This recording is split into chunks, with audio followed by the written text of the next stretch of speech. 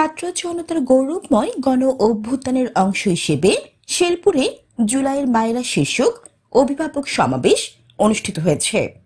শনিবার শেরপুর জেলা প্রশাসকের সভাকক্ষে এই সমাবেশ অনুষ্ঠিত হয়।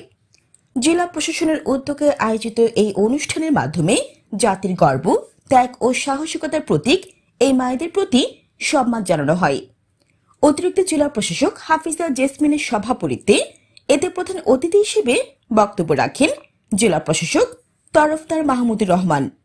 অন্যান্যদের মধ্যে অতিরিক্ত পুলিশ সুপার মিজানুর রহমান ভূঁইয়া, জেলা মহিলা বিষয়ক অধিদপ্তরের উপপরিচালক মোহাম্মদ আবুল খায়ের, সদর উপজেলা নির্বাহী কর্মকর্তা আব্দুল্লাহ আল মামুন ভূঁইয়া, ঝিনাইগাতি উপজেলা নির্বাহী কর্মকর্তা আশরাফুল আলম রাসেল, জেলা বিএনপির আহ্বায়ক অ্যাডভোকেট সিরাজুল ইসলাম, জেলা জামায়াতের সাবেক সাধারণ সম্পাদক আব্দুল বাতিন সহ জেলা ও উপজেলা পর্যায়ে জুলাইয়ে আহত নিহত পরিবারের মা বাবা সহ আত্মীয় স্বজন বক্তব্য রাখেন।